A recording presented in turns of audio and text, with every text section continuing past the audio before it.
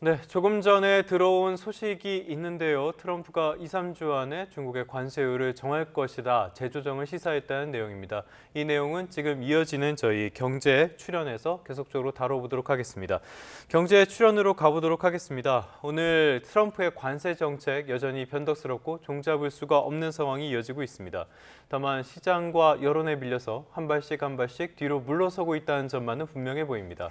네, 이런 가운데 오늘 밤부터는 우리나라와 미국의 이른바 2+2 협상이 시작됩니다. 스타트 경제, 오늘은 이정환 한양대학교 경제금융대학 교수와 함께하겠습니다. 교수님 어서 오십시오. 어서 오세요. 자, 앞서서 말씀드렸던 중국과의 어떤 유화적인 메시지 이런 것들은 조금 뒤에 살펴보도록 하고요. 일단은 우리 문제부터 보도록 하겠습니다. 오늘 밤 9시 우리 시각이죠. 미국 워싱턴 DC에서 2+2 통상협의가 열리는데 협상 대신에 협의라고 부르는 이유가 뭡니까? 일단 협상이라고 하면 네고시에이션, 영어로 하면 네. 네고시에이션이라고 이야기하는데 뭔가 결론을 내야 될 것 같다는 의미가 강합니다. 그게 네. 다 어떤 이야기냐면 상호 간의 의제가 어느 정도 세팅이 돼 있고 이에 따라서 결론을 내리는 게 협상인데 협의라고 하면은 사실 의제 자체가 안정해졌다라는 그런 의미로 좀 해석이 될 수 있고요. 그런 이야기는 어떤 거냐면 우리나라는 사실 방위비하고 무역 부분, 그러니까 투자라든지 이런 부분 좀 분리하겠다라는 입장인데 네. 미국이 요구하는 것은 뭐 일본을 봐도 마찬가지겠지만 이 부분 다 통합해서 이야기하겠다 그런 말씀을 드릴 수 있거든요. 그러니까 이제 그 테이블에 올릴 것 자체, 그러니까 리스트 자체가 아직은 결정이 되지 않았다라는 의미로 뭐 저는 이게 여러 가지 의미가 있을 수 있는데 예. 그런 쪽을 해석을 해야 되는 것이 아니냐. 그 지금 뉴스에 계속 나오는 것들은 아무래도 우리나라는 방위비는 지금 얘기 안 하겠다라는 게 좀 확고한 의지이긴 해서 그렇지만 이제 당연히 일본의 경우에서 본 것처럼 미국 측 입장에서는 방위비까지 논의해야 되는 거 요구하겠죠. 아니에요. 그러니까 예. 이제 테이블이 결정이 돼야 그러니까 사안들이 결정이 돼야 이것에 대해서 얼마나 양보를 할지 받을지 협상을 하는 건데 그런 의미라기보다는 이제 사안 자체를 좀 결정해야 되는 이런 상황들이다라고 아마 이해하시면 되지 않을까 이렇게 생각을 하고 있습니다. 예. 네, 실질적인 협상이 될 것이라기보다는 탐색전이 될 것으로 보이는 이번 협의에서 어떤 점을 좀 주로 다루게 될까요? 아무래도 우리나라 줄 것들이 있죠. 우리나라 줄 것들이란 것은 LNG 투자, 알래스카 예. LNG 투자들이 계속 나오고 있고요.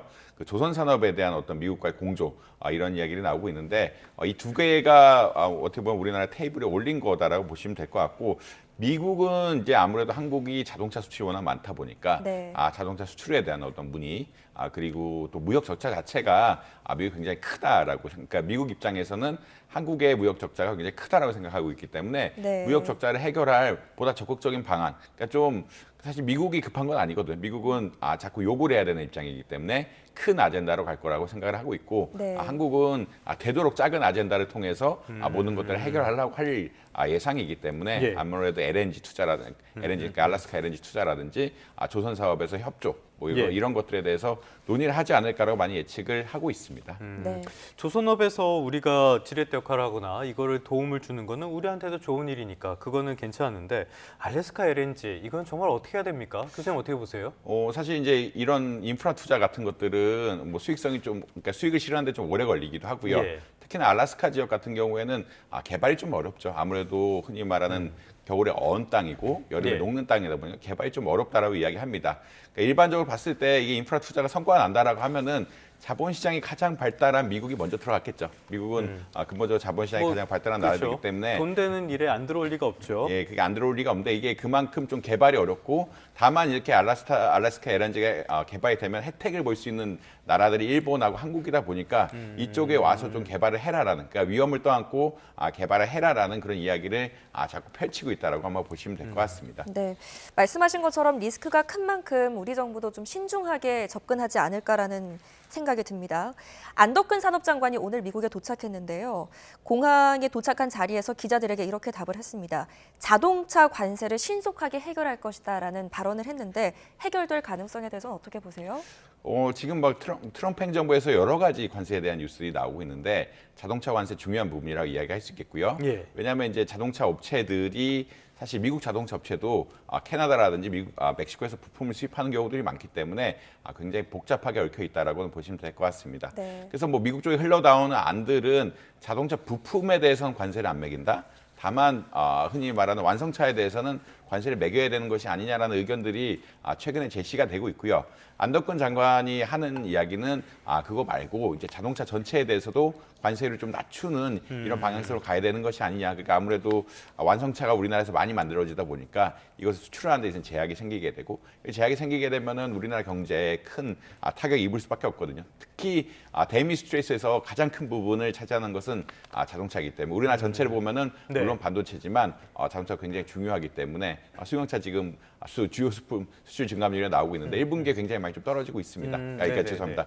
4월 달부터 굉장히 많이 떨어지고 있습니다. 그만큼 이제 좀 여파가 있다라고 생각을 할 수가 있는데, 그래서 이제 승용차, 완성차에 대한 어떤 관세를 좀 내리려는 노력하겠다. 부품에 대해서는 지속적으로 좀 내릴 것이다라는 의견이 나오고 있는데 아직 완성차에 대해서 미국이 큰 발언을 하지 않고 있기 때문에 이 부분을 직접 공략해서 결국은 좀 승용차 혹은 완성차에 대한 관세를 좀 낮추려고 하는 이런 동향을 보이고 있다라고 보시면 될 것 같습니다. 지금 그래픽에서 보이는 것처럼 지금 승용차 같은 것들의 수출 증감률 줄어들었는데요. 아마 1월부터 3월까지 관세를 앞두고 많은 수출들이 이루어졌을 것이고요. 4월부터는 오히려 좀 줄어드는 그런 모습이라고 이해를 하시면 될 것 같습니다. 사실 미국 자동차는 관세로 해결해야 될 문제가 아니라 미국 자동차 자체의 경쟁력을 올릴 문제인데 접근 자체를 잘못하고 있는 것 같아요. 이번 협상에서 트럼프, 일본과의 협상에서는 트럼프가 갑자기 나타나는 바람에 일본 측 협상단이 굉장히 당황하는 그런 모습들이 연출이 됐잖아요. 우리 협상에서도 갑자기 나타나서 방위비 같은 것들을 언급할 가능성 어떻게 보십니까? 뭐 사실은 트럼프 대통령이 워낙 불확실한 사람이다 보니까 자기의 위치라든지 정치적인 이익을 위해서 그런 퍼포먼스를 할 가능성은 충분하다라고 이야기할 수 있을 것 같고요. 예. 사실 일본 만났을 때 굉장히 좀 놀랐던 것은 만나자마자 일본 협상단이 준비를 굉장히 잘해왔다는 이야기를 했거든요. 네. 그러니까 보지도 않고 협상이 시작하기도 전에 예. 이미 일본 협상단이 굉장히 준비를 잘해왔다. 우리랑 협상이 잘 될 것이다라는 뭐 사실은 보지도 않고 이야기하는 이런 이야기를 해서 사람들이 이걸 관심법 같은 건가요? 예, 이렇게 예. 어떻게 해석을 해야 되는 자체에 대해서 좀 관심이 많았다. 이거를 뭐 일본 측이 그러니까 물밑에서 협상이 된 거냐, 아니면 뭐 트럼프 행정부가 혹은 트럼프 대통령이 기선을 잡으려고 이렇게 이야기한 거냐 이런 이야기도 많았고, 예. 또 일본 대표단의 마가 모자, 그 빨간 모자 있죠. 빨간 모자라고 네네네. 하시는 공화당 지지 모자, 그리고 미국 이제 트럼프 대통령 지지하는 그 모자를 씌웠다, 이런 일을 통해서 약간 퍼포먼스적인 차원들이 계속 나오고 있기 때문에 좀 어떻게 보면 기선제압 그리고 기세를 앞세우는 이런 것들 때문에 한국과의 협상, 한국과의 협의에 있어서도 좀 그런 퍼포먼스를 보일 수는 있는 것 같다, 그렇게 말씀드릴 수 있을 것 같습니다. 네. 방위비 협상 문제 논의될 가능성에 대해서 어떻게 보세요? 미국 측은 당연히 논의할 거라고 생각을 하고 있고요. 예, 예. 우리나라는 이번에는 안 들고 가고 있다라고 지금 이야기는 하고 있습니다. 그 말은 방위하고 흔히 말하는 통상 분야는 분리해서 이제 좀 논의하겠다라고 보시면 될 것 같고, 방위비 같은 의제는 또 이게 정권에 좀 민감할 수밖에 없는 의제이기도 해서 대선 끝나고 논의하려는 게 이제 전략적인 스탠스인 것 같다라고는 아마 이해하시면 될 것 같습니다. 아마도 이제 통상 분야에 워낙 자동차 관세 낮추는 것들이 명백하게 필요를 하기 때문에 네. 그런 것은 이제 명확하게 관점을 가지고 가고 있지만, 아무래도 이제 방위비 같은 것들은 뭐 여당이나 야당이나 약간 스탠스가 다를 수도 있고 네. 이런 태도가 있기 때문에 다음 대통령이 좀 어떻게 보면 좀 올 때까지 좀 기다리고 있는, 그러니까 정치적인 부분이 없잖아 있는 부분이라서 좀 미루고 예. 있다. 근데 이제 미국 측에서는 당연히 일본에 대해서도 방위비에 대한 얘기를 했기 때문에 미국 측에는 당연히 우리나라에 대해서 방위비 인상을 요구할 수밖에 없는 이런 상황이다라고 보시면 될 것 같습니다. 알겠습니다. 우리나라와의 협상도 있지만은 전 세계적으로 봤을 때 더 큰 영향을 미칠 거는 역시 미국과 중국의 갈등, 이 부분이 아닐까 싶은데요. 새벽에 있었던 유엔 안보리 비공식 회의에서도 미중이 충돌을 했다고요? 어떤 내용입니까? 이제 뭐 사실은 안보리 회의에서 본인들의 입장을 내놓은 거죠. 그러니까 미국 입장에서는 그 대중 무역 적자가 어마어마하게 심한데 이런 것은 불공정 무역 때문에 그렇다. 불공정 무역이란 것은 어떤 거냐면 중국이 보조금을 지나치게 많이 지급해서 미국의 제조업을 어떻게 보면은 손해를 많이 끼치고 있다. 워낙 싼 가격에 공급하면서 미국의 제조업을 고사하고 있다라는 그런 이야기를 했고, 그 중국 측 입장에서는 오히려 관세가 지금 세계 경제를 고란하고 있고 경제 성장률 자체를 낮추고 있는 것이 아니냐라는 의견을 표출하면서 본인들의 입장을 이제 국제 회의장에서 이야기했다라고 아마 이야기하시면 될 것 같습니다. 결국은 워낙 사실은 이 경제 문제가 가장 중요한 문제고, 경제 문제를 기점으로 이것이 미국 입장에서는 중국이 저가를 공급하는 거, 보조금을 지급하는 거, 이런 것이 문제라고 보고 있고, 중국 측 입장에서는 이제 관세 자체가 세계 경제를 어렵게 하는 이런 가장 중요한 요인이라고 예. 생각을 하고 있기 때문에 이런 해석에 따라서 차이를 보이고 있고 이에 따라서 충돌이 있을 수밖에 없었다라고 아마 이해하시면 될 것 같습니다. 네. 이렇게 물러날 기미를 서로 보이지 않으면서 격화하고 있는 모습 가운데에서도 지금 관세 전쟁 벌이고 있는 중국에 대해서 잇따라 또 유화적인 메시지가 나오고 있거든요. 앞서 저희가 속보로도 전해드렸지만 트럼프가 2, 3주 안에 대중 관세율 정할 것이다 이런 시사를 하기도 했고요. 속내가 뭘까요? 일단은 지금 나온 이야기는 관세율이 좀 지나치게 높다. 145% 관세라는 본인이 것은 정했잖아요. 본인이 정하긴 했는데 이제 이 협상용이지 이걸 유지하지는 않을 것 같다라는 그런 이야기를 펼치고 있고요. 사실 이제 국제 보고서라든지 이런 데 보고서를 보면은 관세 전쟁이 진짜 된다라고 하면 미국과 중국의 교역이 한 80%가 준다라고 예측을 하고 있고 이에 따라서 이제 세계 경제가 경제 성장률 거의 마이너스 때까지 갈 수 있는 시나리오도 나오고 있거든요. 그만큼 지금 예전에 미국과 소련과의 관계와는 달리 미국과의 중국과의 관계는 경제적으로 굉장히 많이 얽혀 있기 때문에 네. 관세 전쟁으로 회복하기가 좀 관세 전쟁만으로 뭘 하기가 좀 어려운 이런 상황이다. 그러니까 철이 장막을 치고 서로 다른 나라다라고 할 수가 없는 상황이기 때문에 굉장히 좀 민감하게 볼 수밖에 없다라고 보시면 될 것 같고 이게 145% 수준이란 것은 사실 일반적인 상황에서는 뭐 납득할 수가 없는 수준이거든요. 네. 지난 1세기 동안 있었던 일이 아니라고 IMF에서 나왔었죠. 예, 이게 납득할 수가 없는 수준이기 때문에 이것을 이제 현실화해서 50%대, 50에서 65%를 이야기하고 있는데 이 관세를 조금 낮추면서 실질적인 대화를 좀 해야 된다. 아까 말씀드린 그런 이유 때문에 그런다고 보시면 될 것 같습니다. 그런 이유라는 게 어떤 거냐면 사실 이제 미국과 중국의 관계가 너무 얽혀 있고 진짜 지금은 미국이 올리면 중국도 올리는 관세 전쟁처럼 나가고 있는데 관세 전쟁이 현실화되면은 미국이나 중국이나 돌이킬 수 없는 피해를 볼 수가 있는 이런 상황들이기 때문에 교역이 뭐 80%가 준다라고 이야기하니까 돌이킬 수가 없는 상황이기 때문에 미국 역시 어느 정도는 유화책을 가서 협상을 하고 또 마음에 안 들면 또 관세를 올리는 뭐 왔다 갔다 할 이런 가능성이 좀 높다라고 한번 보시면 될 것 같습니다. 간밤에 나온 여론조사 결과를 보니까 트럼프의 정책이 너무 변덕스럽다 이런 비판이 미국 내 유권자들에게도 많이 있는 것 같은데요. 어쨌건 지금 상황을 보면은 트럼프가 거울 보고 혼자 싸우는 그런 느낌도 들긴 합니다. 아무래도 이렇게 트럼프가 계속 물러나고 계속 약해지는 모습들 이런 모습을 보여주는 거는 시장을 이기지 못했다 이렇게 봐야 될까요? 일단은 뭐 지지율이 가장 중요하다라고 보시면 될 것 같고 트럼프 행정부 자체는 뭐 주가에는 그렇게 신경 쓰지 않겠다라는 이야기를 하고 있기는 하지만 지지율이 30%대 가면은 지금 100일도 안 되는 100일 정도 됐는데 100일 그쵸 좀 안 돼 30%대로 가면은 아무래도 좀 다음 선거라든지 정치적 행보에 부담이 될 수밖에 없거든요. 그러니까 사실은 100일간은 그 흔히 말하는 선임문, 그러니까 신혼 기간이라고 이야기해서 민주당이 그렇게까지 그러니까 대통령에 대해서 그렇게 공격하지 않는 기간인데 이게 넘어가기 시작하면은 직접적으로 공격이 갈 거라고 많이들 예측을 하고 있고 정책이라든지 이런 것을 어마어마하게 공격할 것이기 때문에 그 전에 좀 관리를 해야 된다라고 아마 이해를 하시면 될 것 같습니다. 그리고 관세 자체가 지금 이야기 나온 것처럼 주식시장도 어렵게 하고 경기도 어렵게 하고 그다음에 이제 관세를 통해서 실질적인 해결한 것들이 아무도 없기 때문에 부담이 될 수밖에 없고 이런 차원에서 좀 유화적인 정책을 피면서 미국의 이익은 확실하게 보여주는 정책. 우리가 관세를 올린 것들이 미국의 이익을 위해서다라는 이야기를 보여줄 수 있는 정책들, 보여줄 수 있는 대안들을 많이 내보이지 않을까라고 개인적으로는 추측을 하고 있습니다. 네. 중국도 역시 끝까지 싸우되 대화의 문은 활짝 열려 있다 이런 입장을 내놓고 있기 때문에 이 미중 양국 언제쯤 협상 테이블에 앉게 될까요?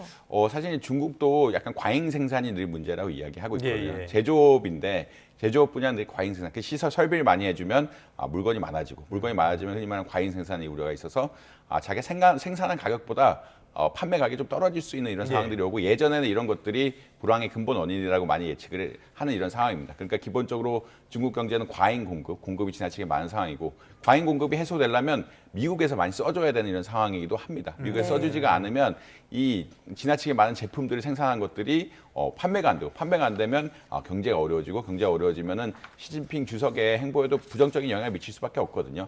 아무래도 뭐 중국이 흔히 말하는 권위적인 국가, 권위 국가라고 해서 조금은 낫다라고 이야기하고 있긴 하지만 경제 성장률이 4%대 아래로 간다라고 하면은 사실 이제 시스템 자체에 대한 문제도 우려가 있을 수 있고 지금 IMF에서 낸 전망치 역시 4.6%에서 1월에 4.6%에서 2월에 뭐 4%대로 내려버렸거든요. 그만큼 이제 흔히 말하는 중국에 대한 우려가 좀 심각해지고 있다.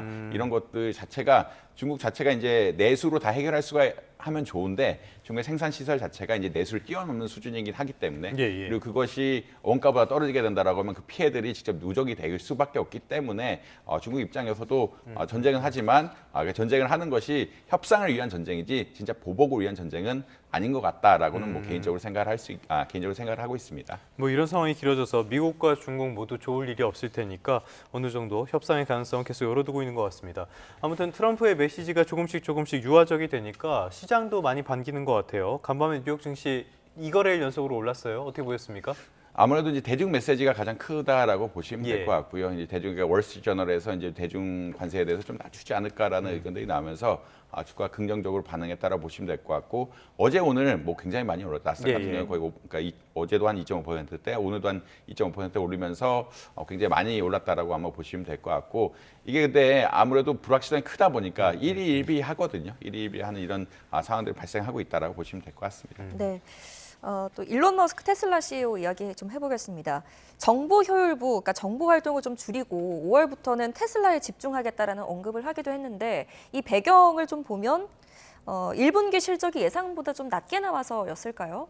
사실 이제 좀 많이 낮게 나왔다고 네. 보시면 안 되고, 좋게 나왔죠. 굉장히 예. 안 좋게 나왔다고 보시면 될 것 같고 매출이 작년에 비해서 한 12% 줄었다. 순이익은 뭐 70% 이상 감소했다라고 이야기해서 특히나 이게 투자에 의한 어떤 문제가 아니라 핵심 산업이라고 할 수 있는 자동차 분야에서 이렇게 나왔기 때문에 테슬라 입장에서 좀 심각하게 바라보고 있다라고 아마 보시면 될 것 같습니다. 그래서 일론 머스크가 경영에 돌아와서 이러한 흔히 말하는 수익을 내는 방향으로 운영을 해야 될 것이 아니냐라는 의견들이 계속 나오고 있고요. 네. 이에 따라 자율주행이라든지 휴머노이드 이런 것들에 대해서 보다 집중적인 투자를 하고 수익 성과를 내겠다라는 그런 입장을 보이고 있습니다. 특히나 이번에 관세 전쟁 때문에 테슬라에 대한 이미지가 또 굉장히 안 좋아졌거든요. 흔히 말하는 일론 머스크 입장에서도 어느 정도는 정부와 거리를 두고 그리고 테슬라 입장에서는 혹은 일론 머스크 입장에서는 아무래도 자율주행할 땐 중국이 가장 큰 시장이기 때문에 그 시장을 또 유지해야 되는 이런 적절한 인센티브도 있다. 너무 또 격화되는 게 안 좋기 때문에 좀 분리돼야 될 필요도 있다라는 건 말씀드릴 수 있을 것 같습니다. 뭐 언젠가는 헤어질 거라고 생각을 했지만은 이 시점이 더 빠르게 다가오는 것 같습니다. 대체 얼마나 싫었는지 이런 것들이 테슬라 주가에도 직접 반영이 됐습니다. 오늘은 이정환 한양대학교 경제금융대학 교수와 함께 미국에 대한 이야기 또 우리나라와의 관세 협상에 대한 이야기 종합적으로 짚어봤습니다. 오늘 말씀 고맙습니다.